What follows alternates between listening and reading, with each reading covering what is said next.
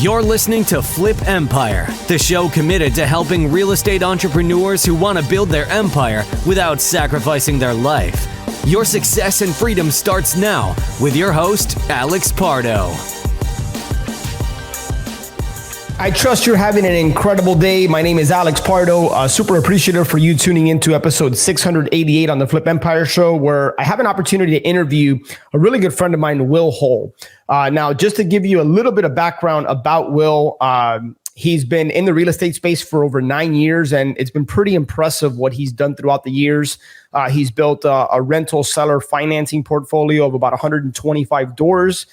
He averages roughly around 160 transactions a year. And the mix is about 60% wholesale, 40% buy and hold. So comes with a tremendous amount of wealth and experience when it comes to real estate and scaling and building a business. We talk a little bit about that. But where I think where Will really shines is he's a man of faith. He's a family man, putting his faith in God and his family first.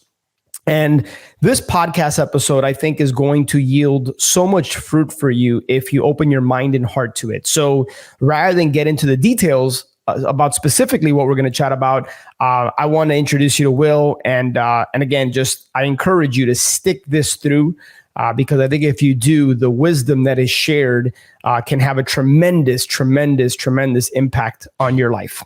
So with that being said, welcome to episode 688 with my good friend, Will Hull. What is going on, everyone? My name is Alex Pardo. If this is the first time you tuning into the Flip Empire Show, super grateful that you've chosen this particular episode to listen to us because I got a dear friend of mine, Will Hull, who I'm about to introduce you to.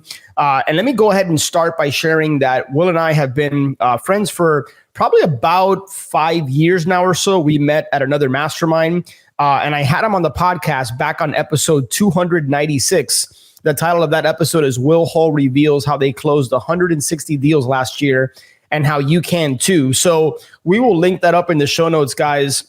But today, while we might get into some business stuff because Will has a fantastic business, he'd be the first to tell you that as with any business, it doesn't come without its fair share of challenges. And it's been so cool to watch Will grow throughout the years and watch him almost reinvent the business in certain ways.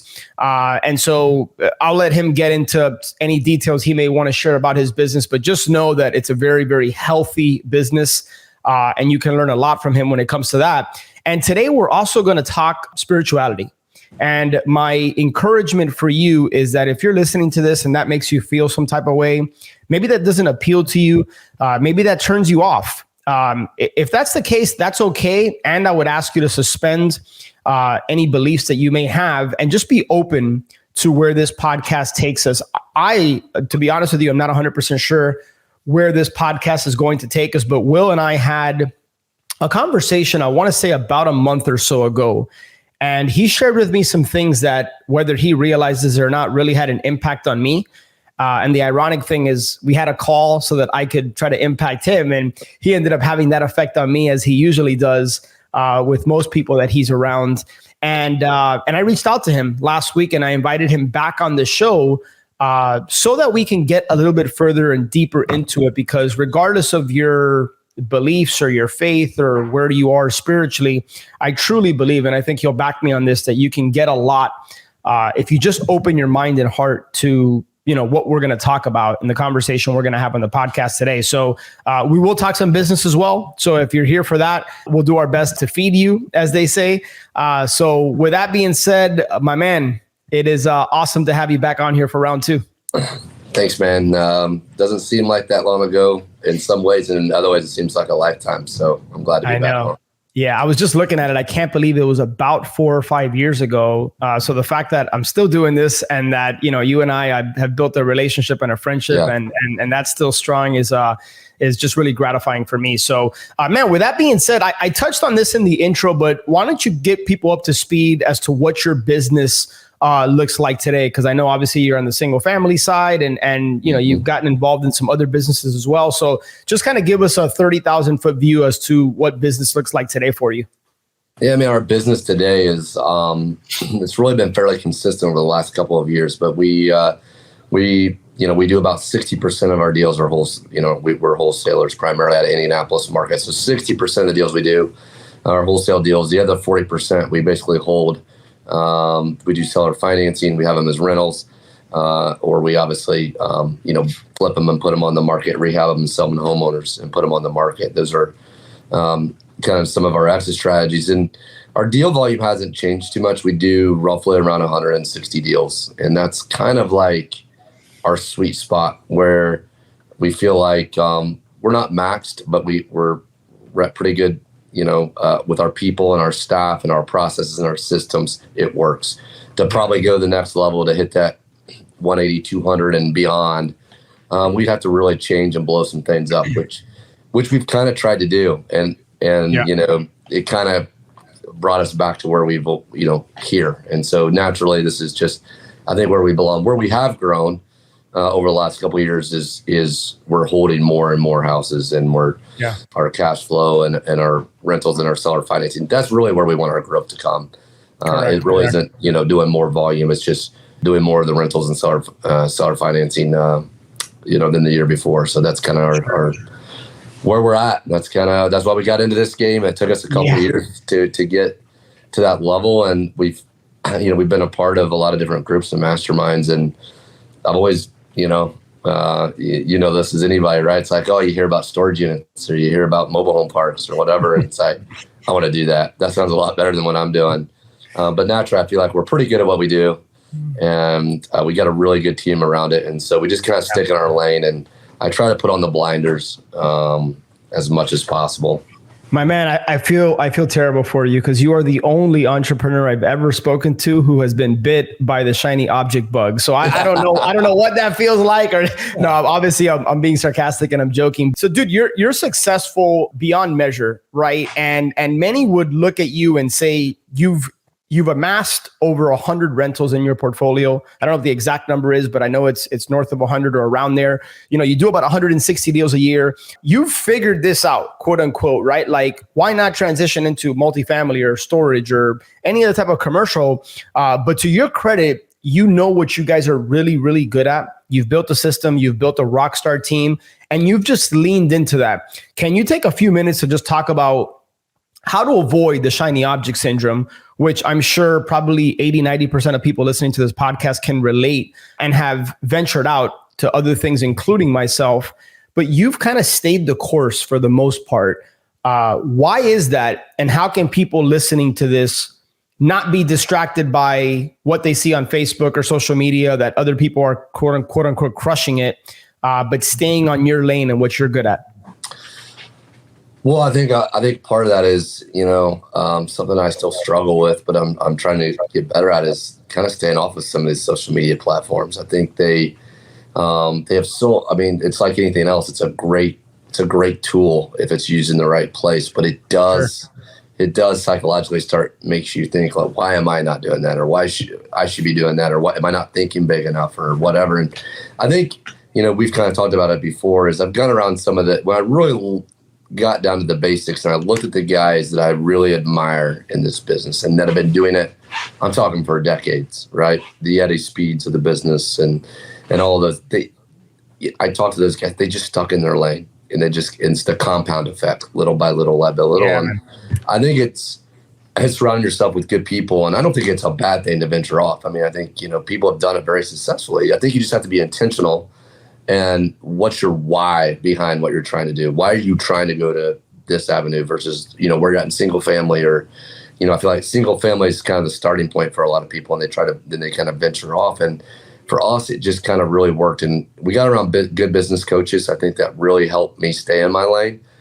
We got hooked up with some masterminds. I got hooked up with people like I talk to you. Like, the first thing you'll tell me if I say, and you've had great success in storage units, is you would ask me why. I would be like, sure, what you're doing is working.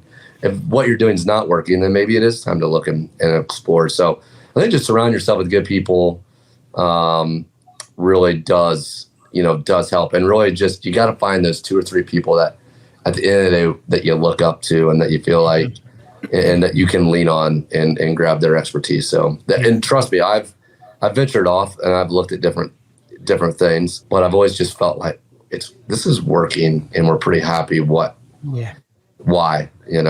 I am so glad. The last thing you said is just a comment, and I was going to piggyback on everything you just shared there, which I think there's a lot of wisdom there. Hopefully people grabbed onto that. But you just said, we're really happy. I think one of the first things I would encourage people to do if you've gotten bit by the shiny object, or if you're exploring other business ventures, other asset classes, is ask yourself, is the current business you're in, assuming you know it, assuming you've invested a lot of time and energy into it, does it align with your vision? Hopefully you know what you want your life to look like. Is the business you're in, can it enhance, support, and allow you to live the lifestyle you want, the vision? I know for me, back in 2020, after a couple of years, I realized that there was a misalignment with the business I was in relative to what I wanted. And then the other thing is, ask yourself, are you happy in your current business? I remember a coach of mine, Will, asked me probably about a year or so ago, before I decided to leave the single family / wholesaling space. He says, Alex, if you and I were having a conversation 2 to 3 years from now, and you were doing the same exact thing you were doing at this moment, maybe just doing it better, would you be happy? And I said, I started thinking, okay, well, let's assume I'm tripling the volume I'm doing now, or let's assume I have X amount of single family rentals, or whatever that looked like for me at the time. Would I be happy?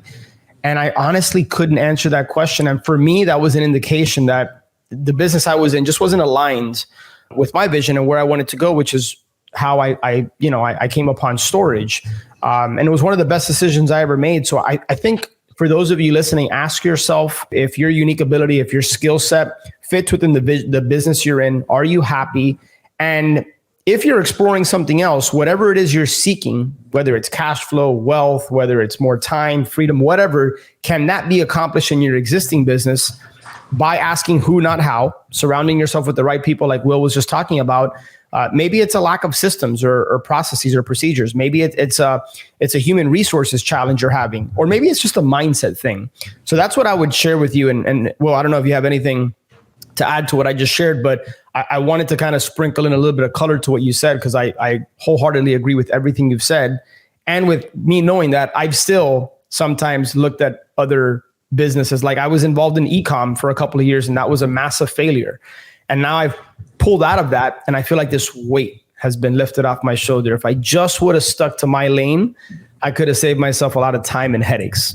So, yeah, no, I think you explained that really well. And I think sometimes we want our businesses to make us happy, right? But ultimately, that's never going to happen, right? It comes within, and I think there's a lot of people like you made a good point, like, man, this doesn't make me happy. Well, but until you fix internally, the next thing you go to won't make you happy. And the next thing, and if you have $5 million today in your bank, and but if I had 10 and then it's 20, and you're chasing and you're really just avoiding what you really need to tackle. And I think most of us know, if we really be honest with ourselves, that deep down where it's at. But so I agree. And I think sometimes it's hard to tell. Like, sometimes I'm kind of like, is the business, or is this what we're doing not making me happy, or is it me? And sometimes it is. Like, you've got to have that, you talked about meditation or quiet time or prayer or whatever it is. Mm-hmm.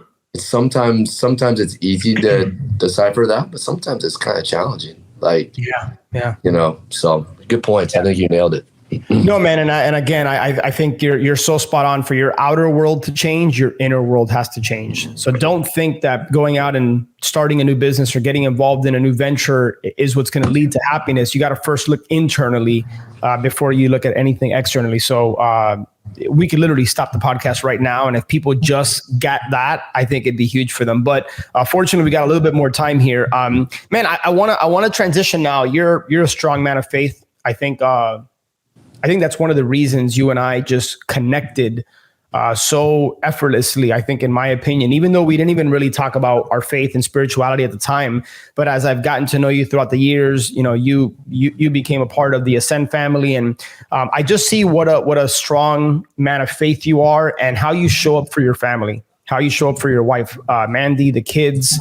And you said something earlier that you said, well, this is an area we've grown in our business in XYZ. Honestly, from my perspective, dude, where I've seen you grown the most is with your family, and just how intentional you are about putting God first, putting your family up there. despite the fact that you hired a COO, right? Not that long ago, and you were looking to scale and grow out this other business, and you realized that wasn't what was going to make you happy, and you've kind of scaled it back down now to that sweet spot that you spoke about. I'd love to transition this part of the conversation into spirituality, or like what has been revealed to you over the course of the last, let's say, 3 to 6 months, and what kind of impact that's had on your life, and then how people can start to open their hearts and their minds up to just growth, and not just business, but in their life. So yeah, for me personally, where it all kind of started was last January. So a little over, we're in April now. So, we're approaching a little over a year. I hired a mindset coach, and just kind of came across it. And where it all started was, I was talking to another business coach, and they're like, I kept saying, I feel like we've hit a ceiling, right? We've hit a ceiling with our team. We've hit a ceiling with our business. We've hit a ceiling. And he could tell, she could tell, I'm sure, some frustration there. And she goes, you say you've hit a ceiling, like explain that. And of course I couldn't really explain it very well. And she goes, there's no ceiling, right? And, and she's like, you've got to grow internally first before your business ever will. Right. And so that's what sparked it. Right. So that's what sparked this. So then I got a mindset coach that was local, and we just, a lot of conversation with him, and a lot of books that we've read that opened up, we talk about, surrendering, like true surrendering, like, and having trust, and I always looked at surrendering like white flag. I give up. Right. Like I quit, I'm done, Surrendering is just letting go and letting God. And it's like having faith that it's going to work out, but not knowing how. And that's really simple and easy, but that is really, really hard. And we talked a lot about that, and kind of going through, some of that. And so what happened is we tried to scale. I hired a COO. I hired a couple other people. We got into the capital side of the business. We hired some people there. This was all just last year. None of it was really a good fit with the people. Great people, just wasn't a good fit for them, wasn't a good fit for me. The scaling thing was seeming almost impossible. Like no matter what we tried, it wasn't working. The capital side seemed like it was a lot tougher than what I anticipated. And in the midst of, the conversation that we're talking about, we're talking about Q4 of 2022. And for most real estate investors, that was a slow period. Everything kind of slowed down. And so, we kind of made a decision to kind of go, part ways on good terms with those guys, and go right back down to where I already was. Right. And it felt so good because I was trying. And so what I come to the realization was like, I had to experience that to realize this is actually where I'm supposed to be. Yeah. Until I went out and tried that and experienced that, I didn't know that this is where I was supposed to be. And so God, the universe, whatever, put me back where I needed to be. I had to experience. I think there's things that we have to go out and we have to experience. They look like failures. They sound like failures, but they're not. It's just a way to show us where we're really supposed to be. And when I got into that space and I realized, okay, this is where I'm supposed to be. And so I went and you talked about how do you keep your mindset. I went and talked to another very successful guy in a different business. And he's probably 60, right? So he's on the other side of very successful in business, looking closer to retirement. He's got grandkids, different perspective of life. And I always enjoy their perspective because they've been where we were. And so I went and talked to him, and he gave me a book, I Surrendered. I listened and I read it, and it's been a great book. But what I come to realize was, as much as I wanted financial growth, and I wanted our business to grow, I think what God is really trying to get me to do right now is to grow spiritually. Yeah. And that's what I was resisting. And so that's where I'm at, and I've accepted it. And for me, money was security, right? And so I had to work through a lot of beliefs there. I'm not a big materialistic person. I'm not trying to get money so I can buy a new boat or a new car or a new house. But I'm like, if I have $1 million or $2 million or 5 or 10, you name it, in the bank, that's security. Then I know everything's going to be okay. Well, you and I both know people that have a lot of money in the bank, right? And don't have that. And I realized that's not where security comes from. Not just that, Will, sorry if I may interject, not just that, but that money, no matter how much money we're talking about, that can be taken away like that in an instant. And so if that's where you place your security, and you and I, again, we connect spiritually because we have the same faith, but for people listening to this, don't hopefully be turned off by that. Whatever you may believe in, because we know that everything comes from the source, which is God for us, that's where we ultimately place our security. And yet sometimes it's difficult to surrender, right? And I think that's what I'm hoping people get from this, because the reason our conversation a month and a half ago or so had such an impact on me is because I am also going down that path of learning or relearning, however you want to look at it, to surrender, right? And I pulled up here while you were talking, Hebrews 11:1. Now, faith is the substance of things hoped for, the evidence of things not seen. I have read that Bible verse many times this year because I need to be reminded that I'm not going to have all the answers, and that's okay. But that's what ultimately faith is. And it doesn't mean you get to just sit back and chill and watch Netflix and do nothing, right? Like God expects you to, like, or the universe or whatever you believe in, you got to do something, right? It's not just going to happen for you, but you got to have that. Where's your heart, right? Like, what do you believe? That's so important, man. So I'm going to ask you this question, and then I'm going to share something with you that hit me right between the eyes. But are there any resources, whether it's books, podcasts, anything that can help people start to learn how to surrender, how to let go, how to trust, and just build their faith? Well, the book I Surrender is one that I'm reading now. And, it's called I Surrender? It's called I Surrender. And it's a book that was given to me. I think that's a great one. The Illusion of Money, which I think I talked to you about. I got it on Audible. Yep. I read it twice, and I feel like I could just keep reading it. It's not just about money. It's about the illusions in our life that we place. And I think a lot of times as investors, I've come to a certain place. Like, I wasn't always in this position. I'm in this position now that when I really look at something new, I feel like I'm an investor. So I'm like, does this make good business sense? Financial, what's the financial? What's my ROI?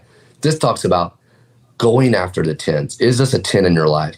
Is this something that you love and would see yourself doing, and blah, blah, blah? Like, the money will come, right? And, obviously you got to do that responsibly, and it means something different for everybody else. But I'm at the stage of my life where I'm like, is this a 10? And if it's not, why am I doing it? I don't have to anymore.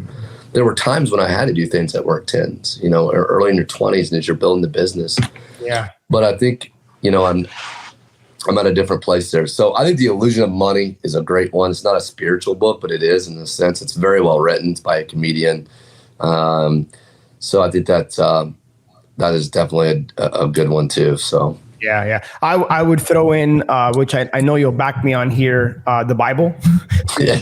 It's only the highest grossing or best selling book of all time. There's a reason for that, right? So I have another thing I've just relearned and been validated, that every answer, every challenge you may face with, every answer you may be seeking can be found in that book. And then I want to share with you something, Will, and share with the audience. So a conversation I had with somebody who was a coach of mine over a decade ago, and to this day, I still have weekly conversations with. And it was shortly after our call.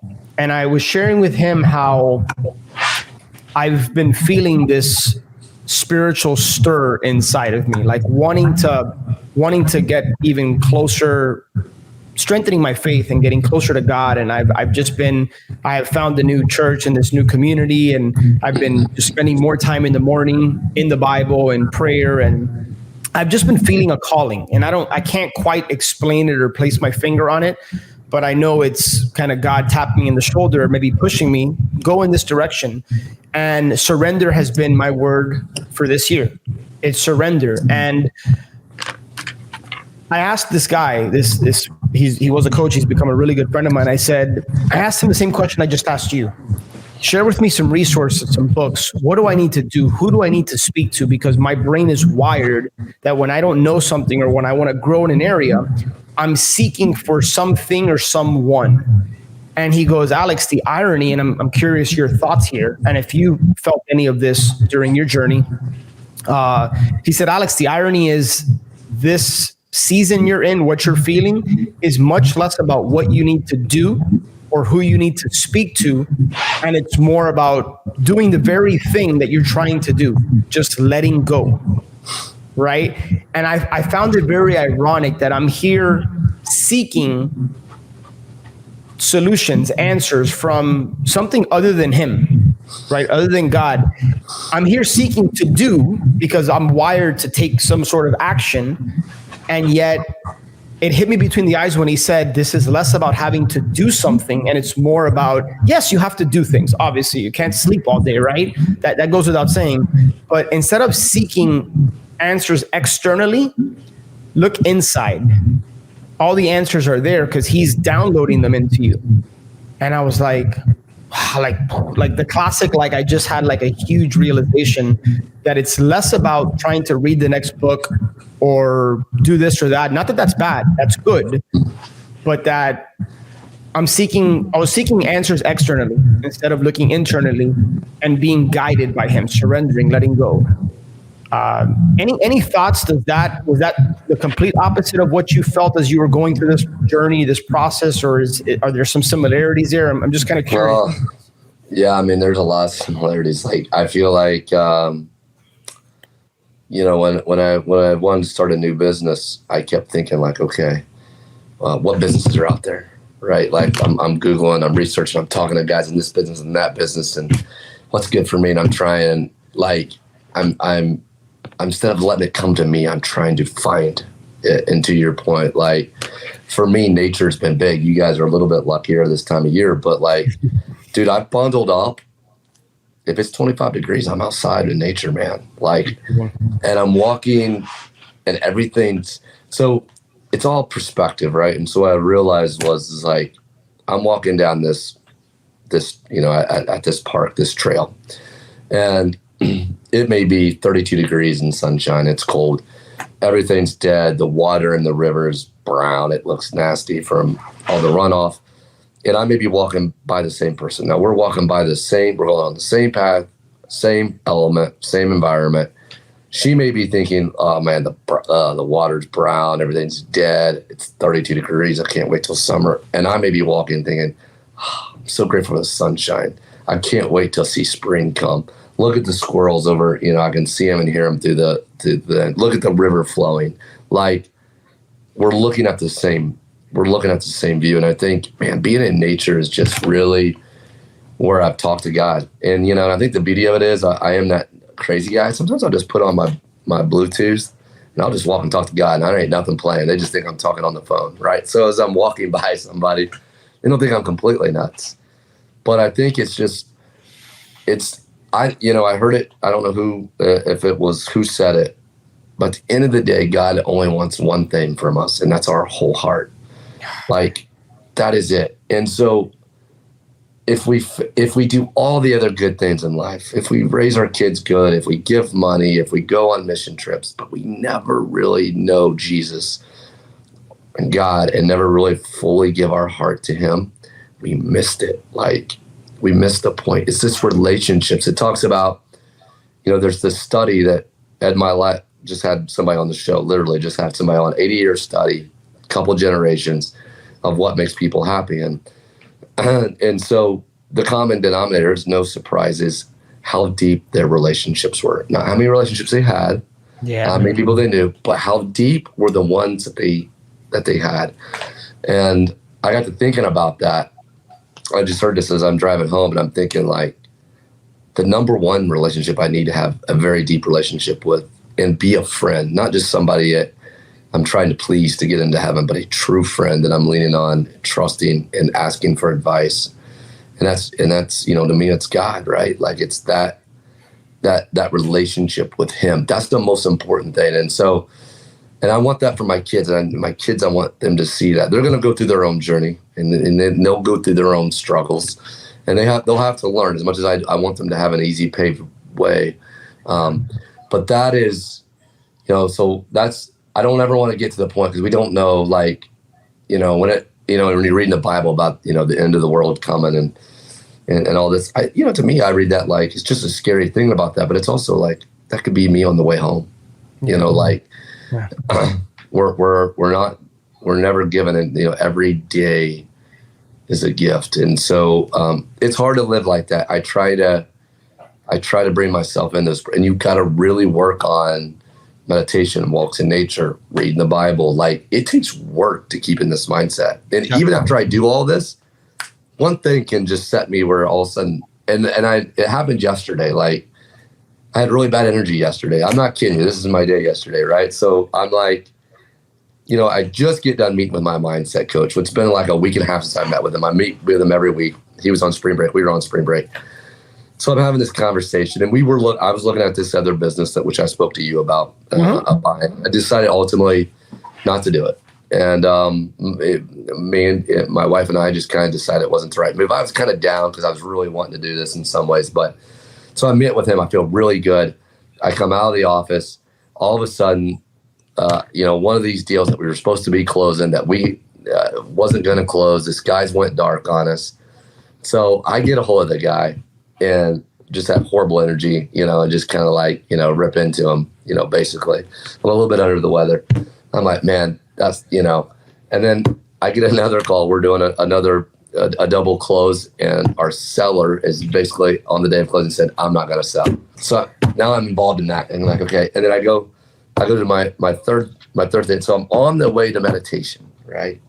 I'm on the way to meditation, and I get in I go to turn in the left-hand lane, wrong lane. I go back out, and it's a red light. I'm pulling back out, and this person's not going to let me in. They're just not going to do it, right?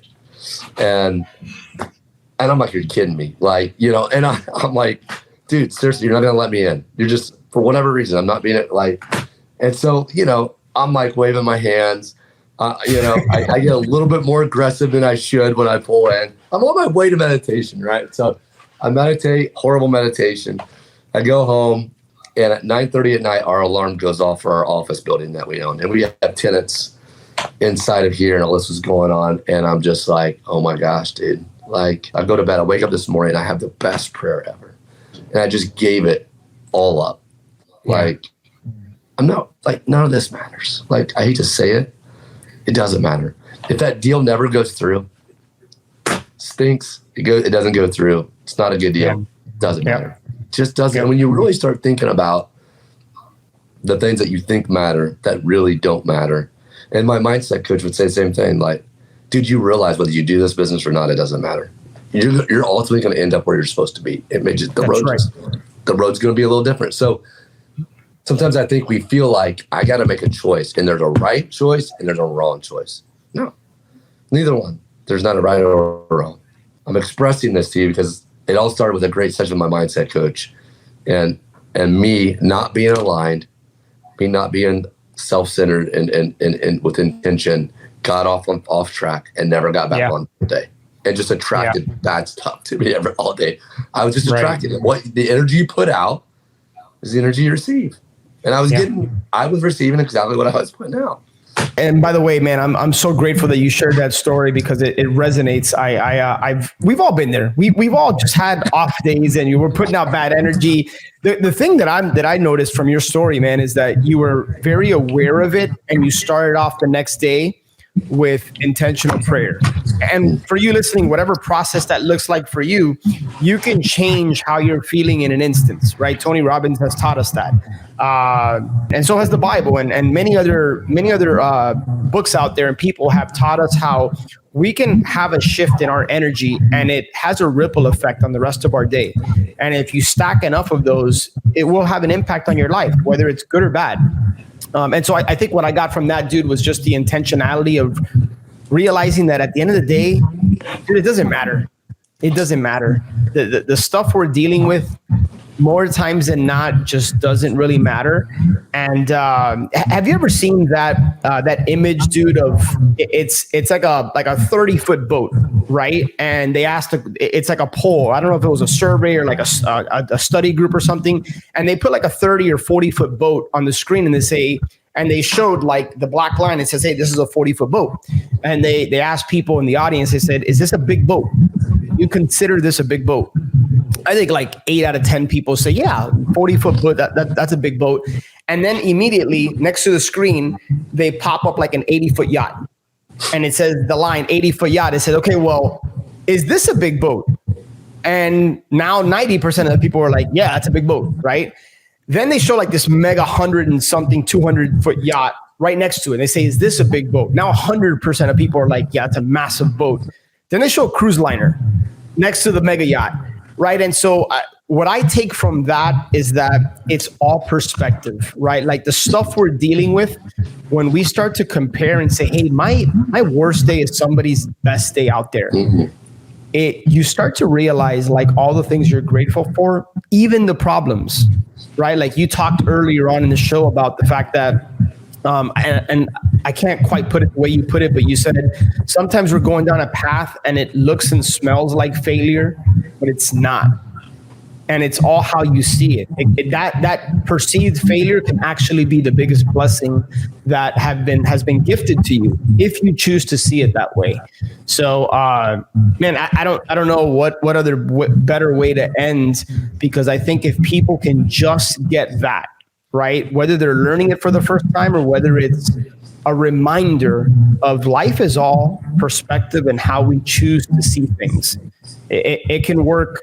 You know, life can be the classic for you or to you, right? Like, which are you going to choose? Choose wisely, because the quality of your life is going to be impacted by how you see it.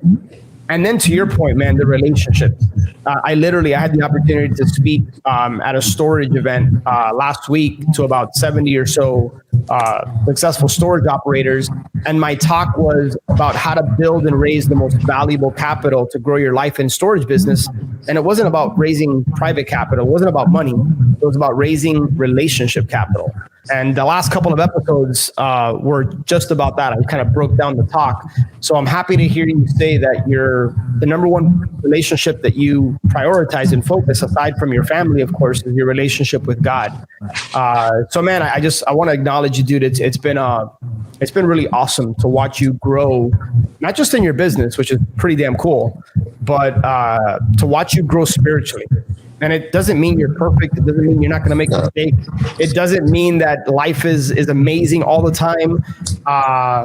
But I sense an inner peace and happiness within you, even when you have crappy days where you're getting, cut off. And yeah. The funny part is me and that person basically went to the exact same shopping mall where I meditate. And they went shopping and I went into meditation. I bet they were like, wow.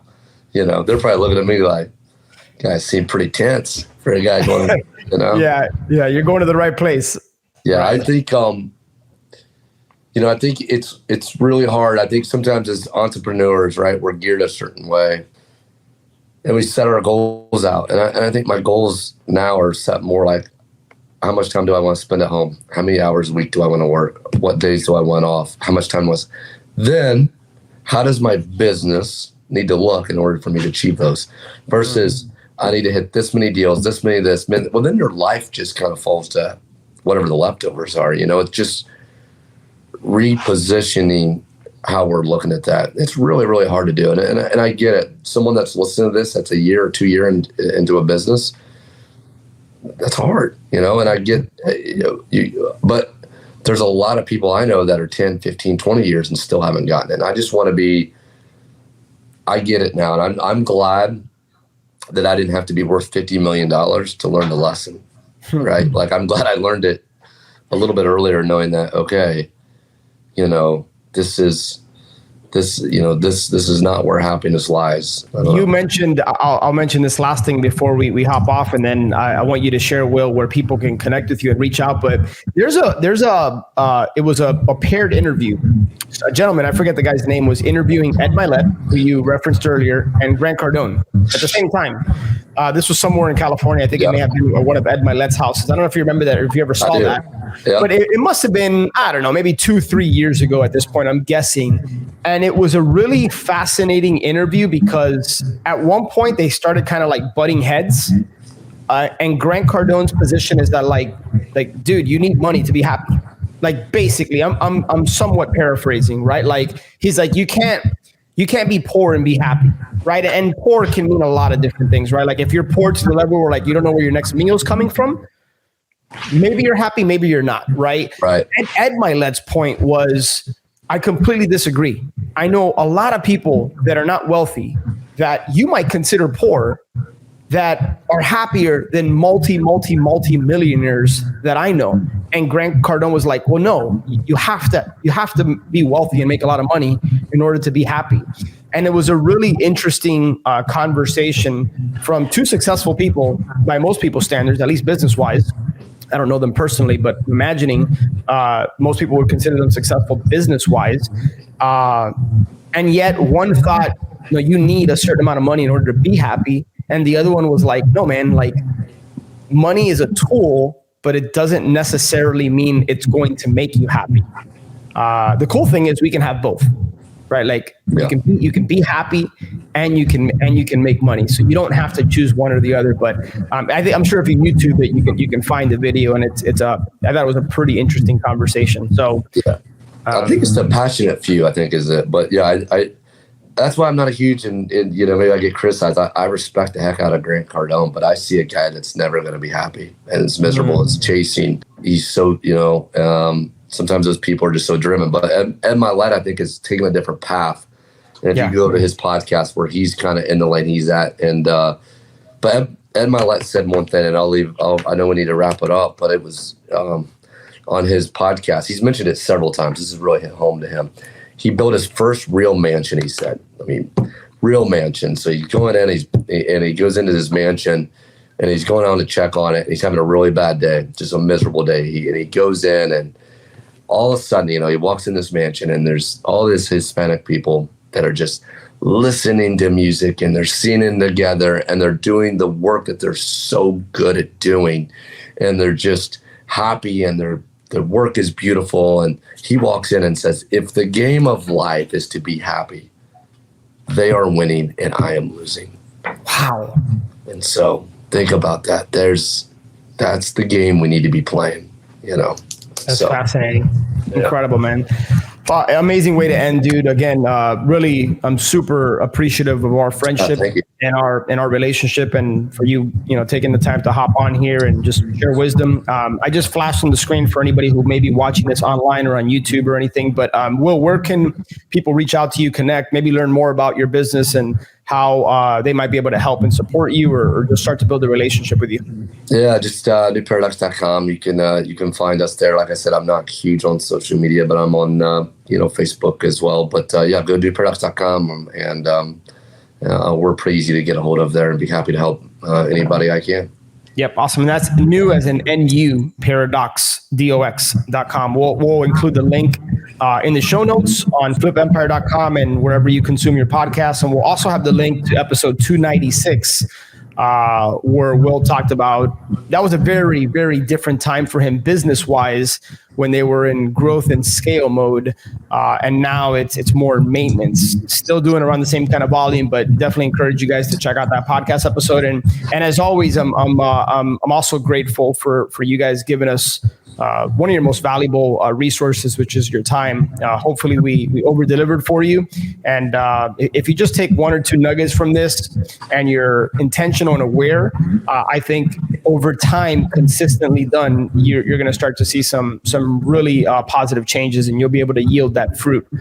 So with that being said, Will, appreciate you, my man. I know we'll be talking soon. Hope to see you at the next Ascend retreat, although I know that's your busy season. But anyways, man, I appreciate you, and I look forward to connecting with you guys on the next podcast episode. Take care.